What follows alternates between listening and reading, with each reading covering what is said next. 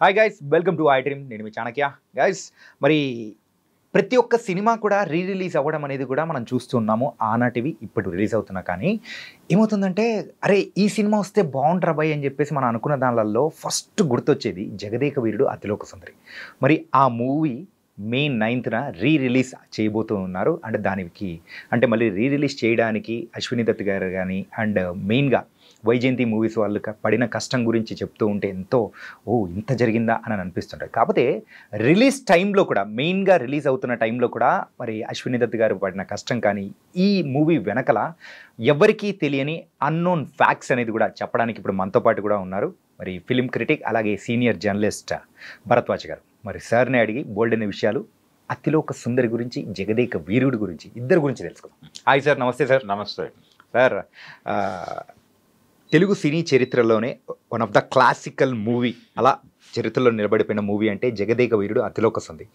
90s ఉన్న kids అందరికీ తెలుసు మూవీ, సినిమాల్లో కానీ, అంటే మీకైతే థియేటర్లలో అని తెలుసు, మేమైతే టీవీలలో చూసాం. కానీ ఇప్పుడున్న వాళ్ళకి మాత్రం ఆ సినిమా ఒక గొప్పతనం కానీ, అరే ఇంత హిట్ అయిందా అనేది కూడా తెలియదు.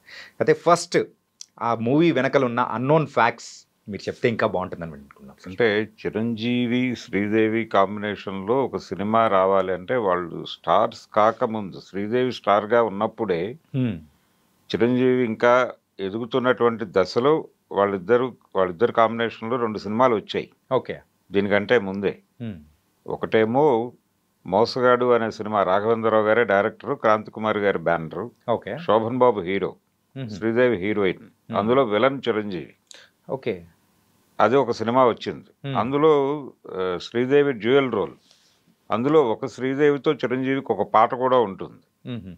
అది మొదలు. ఓకే. అయితే అప్పటికి ఆవిడ వేటగాడు ఇవన్నీ చేసేసున్నారు. ఆవిడ సూపర్ స్టార్డమ్లో ఉంది, హిందీలోకి వెడుతున్న టైం అది. ఆ తర్వాత హిందీలో పాపులర్ అవుతున్నటువంటి దశలో తాతినేని ప్రకాశ్రావు గారు వాళ్ళ అబ్బాయి టిఎల్వి ప్రసాద్ డైరెక్షన్లో రాణి కాసులు రంగమ్మ అని ఒక సినిమా తీశాడు. ఓకే. నూతన్ ప్రసాద్ది ప్రధానమైన పాత్ర ఆ సినిమాలో. అందులో కూడా ఒక రకమైనటువంటి విలన్ షేడ్స్లో ఉండేటువంటి ఒక జులాయి క్యారెక్టర్లో చిరంజీవి నటించాడు. ఆ సినిమాలో టైటిల్ క్యారెక్టర్ ఆవిడది, రాణి కాసులు రంగమ్మ. శ్రీదేవి చేసింది. అది తాతినేని ప్రకాశ్రావు గారి బ్యానర్లో వచ్చిన సినిమా. అందులో చిరంజీవి శ్రీదేవి ఉన్నారు. కానీ అక్కడి నుంచి నెమ్మదిగా ఈయన స్టార్డమ్ పెరిగిన తర్వాత శ్రీదేవి కాంబినేషన్లో చిరంజీవి సినిమా అనేది చిరంజీవి అభిమానుల్లో ఒక కోరికగా మారింది.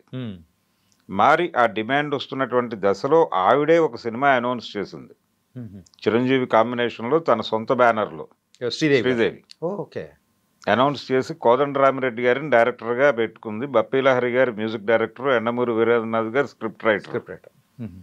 ఇలా ఒక సినిమా అనుకుని, వజ్రాల దొంగ అని ఒక టైటిల్ అనుకుని ఎంజి రామచంద్రన్ గారితో క్లాప్ కొట్టించి పాట మొదలుపెట్టారు. పాట షూట్ అయింది. ఓకే.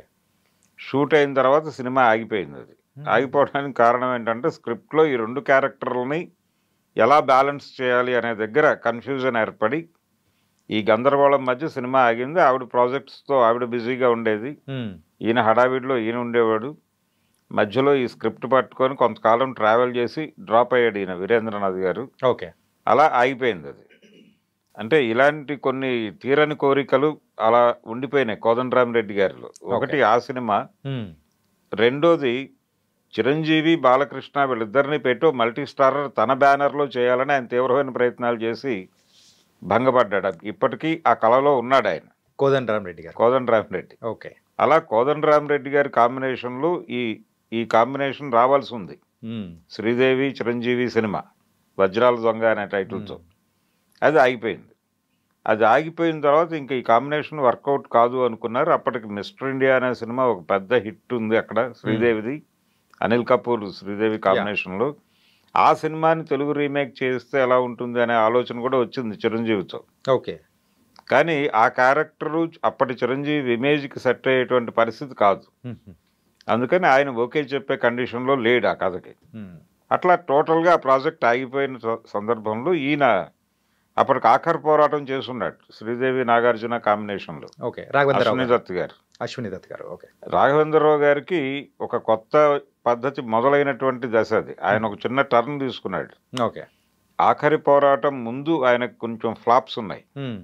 ఈ ఫ్లాప్స్ ఉన్నటువంటి దశలో అంటే అప్పటి వరకు తను ట్రావెల్ అవుతున్నటువంటి వాళ్ళని పక్కన పెట్టి ఒక కొత్త టీంతో వెడితే తప్ప మనం ఆడియన్స్ని పట్టుకోలేమని ఒక అభిప్రాయానికి వచ్చున్నాడు ఆయన. ఓకే. కోదండరామిరెడ్డి వరుస హిట్లు ఇస్తున్నాడు అప్పుడు. ఆ హిట్లు ఇస్తున్నప్పుడు ఆయన వెనక ఎవరున్నారు అనేది చూశాడు ఆయన. చూస్తే ఇళయరాజా, యండమూరి ఈ బ్యాచ్ కనిపించింది. సో దాంతో తను కూడా ట్రావెల్ అవ్వాలి అనుకుని అలా ఆఖరి పోరాటం కథ, యండమూరి గారి కథ, ఇళయరాజా మ్యూజిక్ అలా మొదలైంది. అప్పటి వరకు చక్రవర్తి గారితో వెళ్ళేవాడు ఆయన. చక్రవర్తి గారు మాత్రమే రాఘవేంద్రరావు గారి సినిమాకి మ్యూజిక్ చేసేవాడు. ఈ ప్రయాణం కొనసాగింపులో భాగంగా జగదేక వీరుడు, అతిలోక సుందరి వీళ్ళిద్దరిని పెట్టి ఎలాంటి సినిమా తీయాలి అని అనుకున్నప్పుడు జగదేక వీరుని కథ, ఎన్టీ రామారావు గారి సినిమా, ఓల్డ్ మూవీ, దానిలో ఒక పాయింట్ ఉంది. అంటే దేవకన్యలు వచ్చి ఇక్కడ చీరలు మర్చిపోయి వెళ్ళిపోయి అది ఇతనితో కనెక్ట్ అయ్యి అనివార్యంగా ఇతనితో ట్రావెల్ అవ్వాల్సిన పరిస్థితి ఏర్పడి బి సరోజాదేవి గారు వీళ్ళందరికీ ఆ లైన్ని పట్టుకొని మనం ఏదైనా వర్కౌట్ చేస్తే అలా ఉంటుంది అనేది ఒక శ్రీనివాస్ చక్రవర్తి అనేటువంటి ఒక రైటర్కి అనిపించి ఆవిడ భూలోకానికి ఇంద్రుడి కుమార్తె ఇంద్రజ, అసలు ఇంద్రజ అనే క్యారెక్టర్ లేదు, వీళ్ళు కల్పించారు. ఇంద్రుడి కూతురు కాబట్టి ఇంద్రజ అని టైటిల్ పెట్టేశారు. నామకరణం కూడా జరిగింది, బారసాలు చేశారు ఇంద్రుడి కూతురికి. ఆ తర్వాత ఒక హీరోయిన్ ఆ పేరు పెట్టేసుకుంది. అయితే ఇక్కడ ఈ బారసాల కార్యక్రమంతో పాటు ఆవిడ ఏదో పని మీద ఇక్కడికి వచ్చినప్పుడు ఆవిడ ఏదైనా మర్చిపోయి వెళ్ళిపోయి ఆ మర్చిపోయింది హీరోకి పట్టుకుని అలా ఇతనితో ట్రావెల్ అవుతూ అలా కథని ఫ్యాంటసీగా నడిపితే అలా ఉంటుంది అన్నది ఒక ఐడియా. దీన్ని ఫ్రేమ్ టు ఫ్రేమ్ ఎంటర్టైనింగ్గా నడపడానికి ఏం చేయాలి ఈ లైన్ని అన్న దగ్గర వైజయంతి మూవీస్కి పర్మనెంట్ రైటర్ ఒక ఆయన ఉన్నాడు, జంజాల గారు. ఏ సినిమా ఆయన ఊహించినా, అంటే వాళ్ళిద్దరూ క్లాస్మేట్స్, జంజాల గారు, అశ్విని దత్. వాళ్ళిద్దరూ ఒకే కాలేజీలో చదువుకున్నారు విజయవాడ ఎస్ఆర్ఆర్లో. కాబట్టి ఆ బాండింగ్ ఉండేది వాళ్ళ మధ్య. ఆయన ఏ లైన్ అనుకున్నా జంజాలతో చెప్పేవాడు, ఆయన సహకారం తీసుకునేవాడు. చివరికి రామ్ గోపాల్ వర్మ గారితో ఆయన గోవిందా గోవిందా సినిమా చేసినా కానీ ఆ స్క్రిప్ట్ కూడా జంజాల గారు ఫైనల్ చేసి దానికి డైలాగ్స్ ఆయనే రాశాడు. అలా ఈ సినిమాకి కూడా డైలాగ్స్ జంజాల గారే. ఇది జగదేక వీరుడు, అతిలోక సుందరికి కూడా.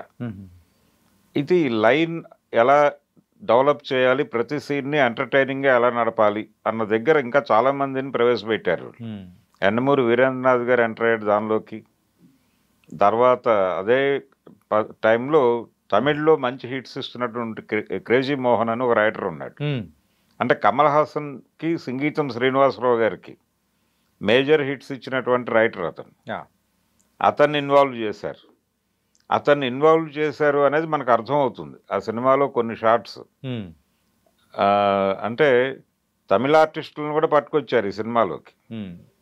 జనక్రాజ్ ఉంటాడు ఈ సినిమాలో.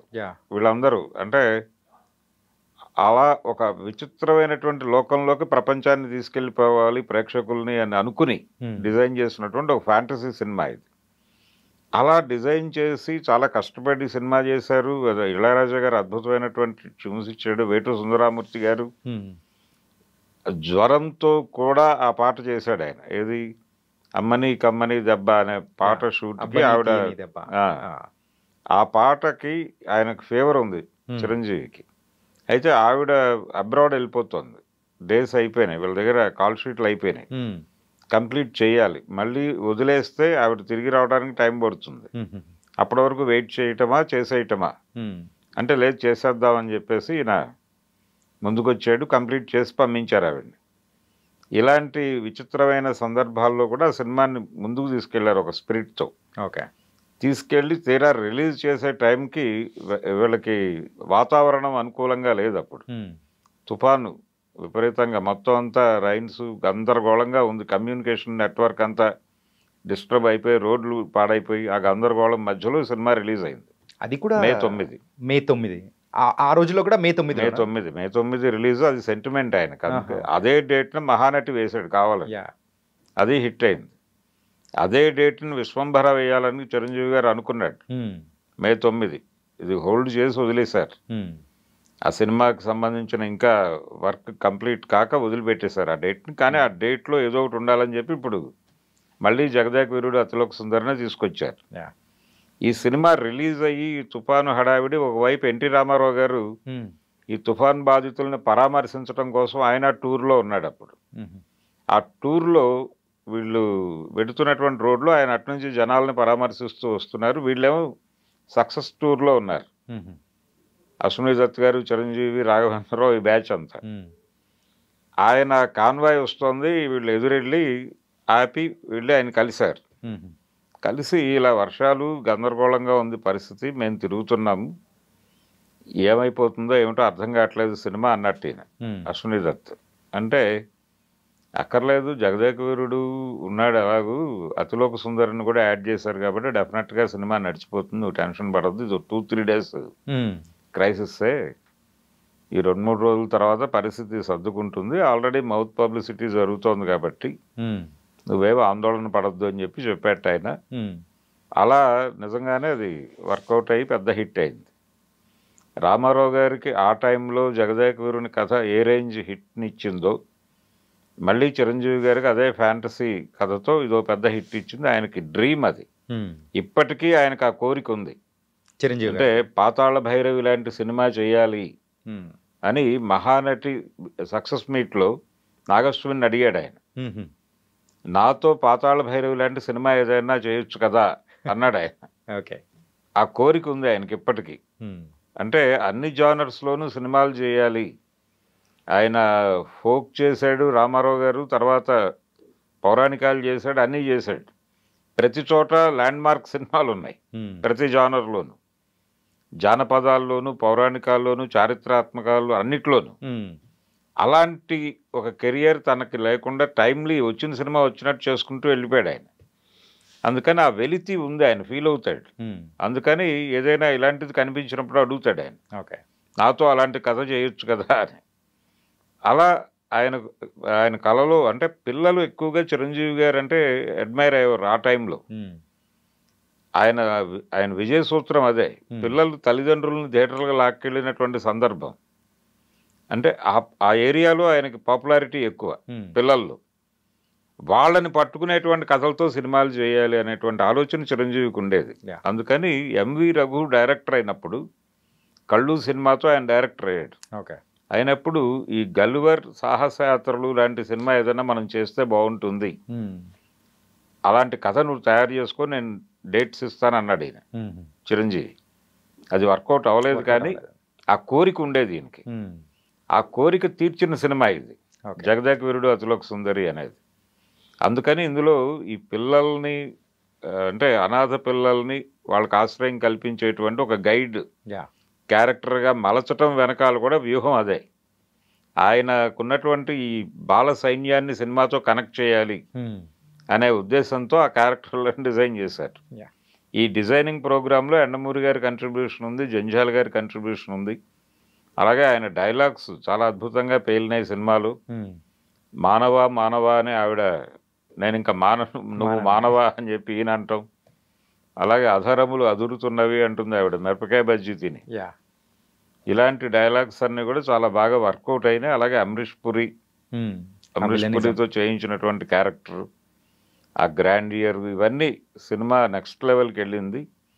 అప్పటికి రాఘవేంద్రరావు గారు మళ్ళీ ఆఖరి పోరాటానికి ఈ సినిమాకి మధ్యలో మళ్ళీ తడబాట్లలో ఉన్నాడు ఆయన. అయినప్పటికీ ఈ ప్రాజెక్ట్ ఆయనతోనే చేయించాలి అని డిసైడ్ అయ్యాడు అశ్విని దత్ గారు. వాళ్ళిద్దరూ బావ అని పిలుచుకునేటువంటి రిలేషన్ వాళ్ళది. అట్లా ఈ సినిమాతో మళ్ళీ ఒక సక్సెస్ ఇచ్చాడు ఆ బ్యానర్లు. చాలా ఇప్పటికీ ఆ సినిమా అంటే ఈ సినిమాకి సంబంధించి ప్రధానంగా చెప్పుకోవాల్సింది విన్సెంట్ గారి గురించి. అంటే ఈ సినిమాకి కెమెరా దర్శకుడు ఆయన.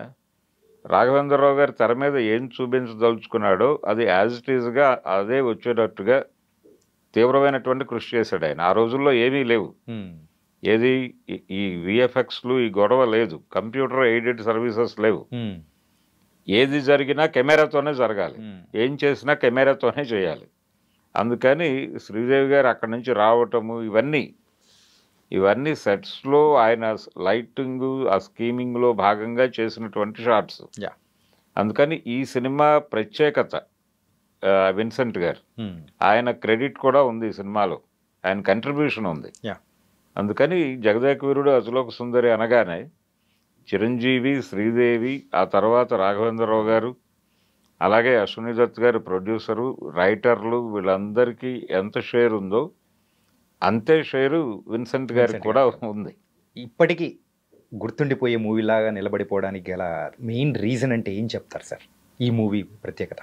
అదే అంటే ఈ సినిమాలో ప్రతిదీ దానిలో లాజిక్ అనే దాంతో సంబంధం లేకుండా ఆ కథతో అలా ట్రావెల్ అయిపోతారు ప్రేక్షకుడు. థియేటర్లోకి వెళ్ళిన తర్వాత ఒక డిఫరెంట్ లోకానికి తీసుకెళ్తారు అనమాట.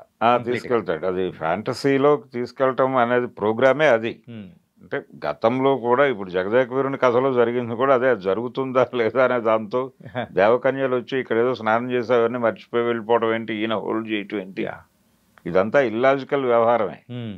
అయినప్పటికీ జనాలు ఎంజాయ్ చేశారు. రైట్, అదే పాయింట్ తీసుకున్నారు. అదే టైంలో రాజేంద్ర ప్రసాద్తో ఇంకొక స్క్రిప్ట్ జరుగుతోంది, రంభా రాంబాబు అనే టైటిల్తో.